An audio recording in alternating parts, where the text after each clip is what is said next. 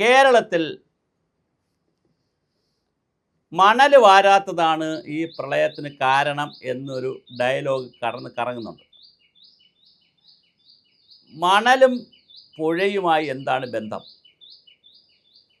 മണലും പുഴയുമായി ബന്ധമുണ്ട്, തീർച്ചയായും ബന്ധമുണ്ട്. മണൽ കഴിഞ്ഞൊരു 10, 50, 60 വർഷം കൊണ്ട് ഒരു 500 വർഷത്തേക്കുള്ള മണൽ വാരിയിട്ടുണ്ടാവും.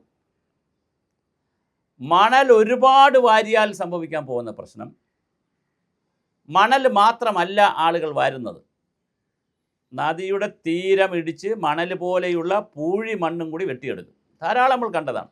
മണലിൻ്റെ കൂടെ ഈ പൂഴി മണ്ണും കൂടെ കയറ്റിവിടും. അപ്പോൾ കുറേ ആറ്റുമണലും നദിയിലെ മണലും പിന്നെ പൂഴിമണ്ണും. ഇങ്ങനെ പൂഴിമണ്ണും മണലും ഒരുപാടെടുത്താൽ സമീപ പ്രദേശങ്ങളിലെ വാട്ടർ ടേബിൾ താഴും. കാരണം പിന്നെ നടക്ക് കുഴി പോലെ ആക്കിയിടുകയല്ലേ നമ്മൾ. സമീപ പ്രദേശങ്ങളിലെ വെള്ളത്തിൻ്റെ അളവ് കുറയും. കിണറുകളിലും നദികളിലും മറ്റേ കരയിലുള്ള തോടുകളിലും മറ്റ് പ്രദേശ മണ്ണിലുമുള്ള വെള്ളത്തിൻ്റെ കാര്യം ഇങ്ങോട്ട് വലിഞ്ഞു പോകും. അത് കടലിൽ പോവുകയും ചെയ്യും. അപ്പം നമുക്ക് ജലത്തിൻ്റെ സംരക്ഷണം നടക്കില്ല, വരൾച്ചയെ വല്ലാതെ കൂട്ടും. എന്നാൽ നിറഞ്ഞു കിടന്നാലോ, മണൽ നിറഞ്ഞു കിടക്കുകയാണെങ്കിലോ, മണലിന് വേറൊരു സാധ്യതയുണ്ട് കേട്ടോ. മണലൊരു അരിപ്പ കൂടിയാണ്. മണലിനകത്തോട് വെള്ളം ഇറങ്ങിപ്പോവും. പക്ഷെ പ്രശ്നം അതല്ല. മണലല്ല വില്ലൻ. മണലുമായി ചേർന്ന് തടിക്കഷ്ണങ്ങൾ, തടികൾ, മരച്ചില്ലകൾ, പിന്നെ നമ്മൾ ചേട്ടന്മാരയക്കുന്ന പ്ലാസ്റ്റിക്, മാലിന്യം, ഇതെല്ലാം കൂടി വലിയ ബ്ലോക്കേജ് ഉണ്ടാക്കും. പല സ്ഥലങ്ങളിൽ തോടുകളിൽ ഉണ്ടാക്കിയിട്ടുണ്ട്, നദികളിൽ ഉണ്ടാക്കിയിട്ടുണ്ട്. ആ ബ്ലോക്കേജ് മാറ്റേണ്ടത് തന്നെയാണ്, തീർച്ചയായിട്ടും മാറ്റണം. അതിനകത്ത് തർക്കമൊന്നുമില്ല. പുഴകളിലും നദികളിലും തോടുകളിലും ഇടയ്ക്കിടയ്ക്ക് ആർട്ടിഫിഷ്യലായിട്ടോ അല്ലെങ്കിൽ നാച്ചുറലായിട്ടുള്ള ബ്ലോക്കേജ് മാറ്റി കൊടുക്കേണ്ടത് തന്നെയാണ്. അതിൻ്റെ പേരിൽ മണലൂറ്റലാണ് വീണ്ടും നമ്മൾ ലക്ഷ്യമിടുന്നതെങ്കിൽ, വലിയ മണലൂറ്റലിനെ കുറിച്ചാണ് നമ്മൾ ചിന്തിക്കുന്നതെങ്കിൽ, പുഴ വീണ്ടും മരിച്ചു പോകാൻ എല്ലാ സാധ്യതയുമുണ്ട്.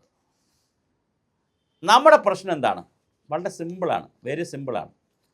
നമ്മളൊരു 5 ലോഡ് മണലിന് പാസ് കൊടുത്താൽ 50 ലോഡ് മണൽ അവിടെ നിന്ന് പോയിരിക്കും, അല്ലെങ്കിൽ 500 ലോഡ് മണൽ പോയിരിക്കും. ഇതാണ് പ്രശ്നം. അതുകൊണ്ട് ഇപ്പോൾ സോഷ്യൽ മീഡിയയിൽ കുറച്ച് ആളുകൾ വന്ന് പറയുന്നുണ്ട്, എന്നെ പ്രകൃതി വിരുദ്ധനാക്കിയാലും കുഴപ്പമില്ല, മണൽ, പുഴകളിലെ മണൽ നിരോധനം കൊണ്ടല്ലേ വെള്ളപ്പൊക്കം ഉണ്ടായത് എന്നല്ല.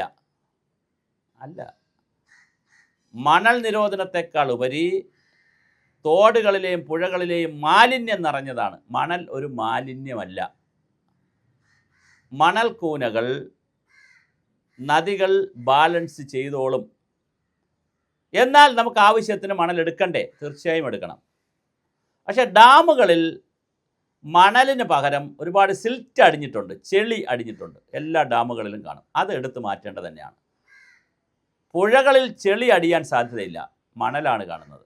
ഡാമുകളിൽ ചെളിയും കാണും, മണലും കാണും, അങ്ങനെ സിൽറ്റ് ഒരുപാട് കാണും. അത് തീർച്ചയായിട്ടും ശുദ്ധീകരിക്കപ്പെടേണ്ട തന്നെയാണ്. അത് വേനൽ വരുമ്പോഴാണ് കുറേശ്ശെങ്കിലും അത് എടുത്ത് അതിൻ്റെ ആഴം സൈഡൊക്കെ എടുത്ത് കളഞ്ഞാൽ അതിൻ്റെ ആഴം കൂടി നിൽക്കും. മൊത്തം എടുത്തുകൊണ്ട് പോകാൻ പറ്റില്ല, കാര്യം മഴയത്തും വെള്ളം കിടക്കണം. അതെല്ലാം കുടിവെള്ള പദ്ധതികളാണ്.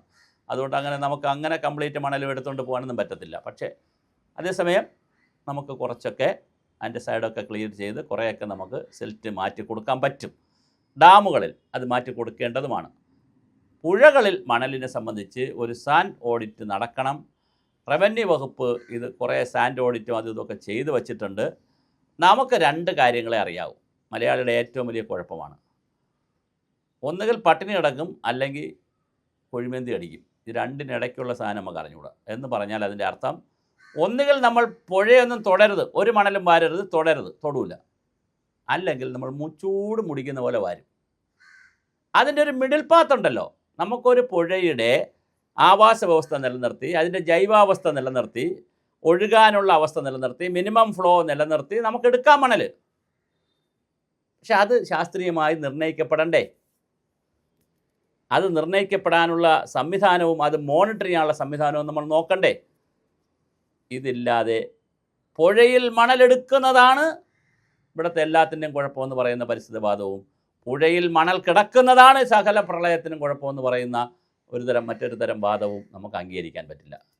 പുഴയിൽ മണലുണ്ട്, മണലെടുക്കാനുള്ള തന്നെയാണ്. പക്ഷേ എത്ര എടുക്കാം, എവിടെ നിന്നെടുക്കാം, എത്ര കാലമെടുക്കാം, എവിടെ നിന്നെടുക്കാം, എത്ര എടുക്കാം, എത്ര കാലമെടുക്കാം എന്നുള്ളതിനെ സംബന്ധിച്ച് നമുക്ക് ധാരണ ഉണ്ടാക്കാതെ നമ്മൾ പാസ് കൊടുത്താൽ വലിയ തോതിലായിരിക്കും മണൽ വാരിക്കൊണ്ട് പോകുന്നത്.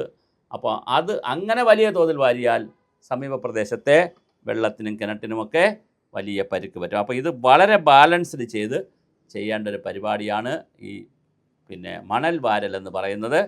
വളരെ കൃത്യം. നമ്മൾ ഈ വീഡിയോസൊക്കെ ഇപ്പോൾ ചെയ്യുന്നത് എന്താണെന്ന് വെച്ചാൽ, വെള്ളപ്പൊക്കവും പ്രളയവും ദുരിതവും ഉരുൾപൊട്ടലും ഒക്കെ വരുമ്പോൾ കേരളത്തിൻ്റെ ഭൂപ്രകൃതിയെയും പ്രതിസന്ധികളെയും കുറിച്ച് നമ്മളൊന്ന് പഠിച്ചിരിക്കണം, മനസ്സിലാക്കിയിരിക്കണം. അതിന് വേണ്ടിയിട്ടാണ് നമ്മൾ ഈ വീഡിയോകൾ ചെയ്യുന്നത്. എന്തായാലും വിവാദങ്ങൾക്കൊന്നും തർക്കങ്ങൾക്കൊന്നുമല്ല, മണലെടുക്കുക തന്നെ വേണം. പക്ഷേ എവിടെ എടുക്കാം, എത്ര എടുക്കാം, എത്ര കാലമെടുക്കാം എന്നുള്ളതിനെ സംബന്ധിച്ച് ധാരണ ഉണ്ടാക്കിയെടുത്തില്ലെങ്കിൽ പുഴയും കാണില്ല, അടുത്ത് കിടക്കുന്ന പറമ്പുകളും കാണില്ല എന്നുള്ളതാണ് വസ്തുത. ഇത് മനസ്സിലാക്കിക്കൊണ്ടുള്ള ചർച്ചകളിൽ വേണം സോഷ്യൽ മീഡിയയിലെ നേതാക്കൾ ബന്ധപ്പെടാൻ. യൂണിവേഴ്സിറ്റികളിൽ സോഷ്യൽ മീഡിയ, ഫേസ്ബുക്ക് യൂണിവേഴ്സിറ്റികളിൽ തള്ളുമ്പോൾ ഒന്ന് സൂക്ഷിച്ച് തള്ളണം. അത് മണലെന്ന് പറയുന്നത് ഞാൻ ഈ പറഞ്ഞ പോലെ അത് സ്വാഭാവികമായി മണലിലൂടെ ശരിക്കും വെള്ളം പോകും. മണൽ നമുക്ക് ഒരു ഫിൽട്ടർ മീഡിയ കൂടിയാണ്. അങ്ങനെ മണൽ കൂനകൾ മാത്രമായി നിന്നുകൊണ്ട് പ്രതിസന്ധി സൃഷ്ടിക്കാറില്ല. അതിൽ തടിയും പ്ലാസ്റ്റിക്കും ചപ്പും ചവറും എല്ലാം കൂടി വരുമ്പോൾ ഉണ്ടാകുന്ന കുറേ പ്രതിസന്ധി വരാറുണ്ട്. അത് ക്ലീൻ ചെയ്ത് കൊടുക്കേണ്ടത് തീർച്ചയായിട്ടും ആവശ്യം തന്നെയാണ്.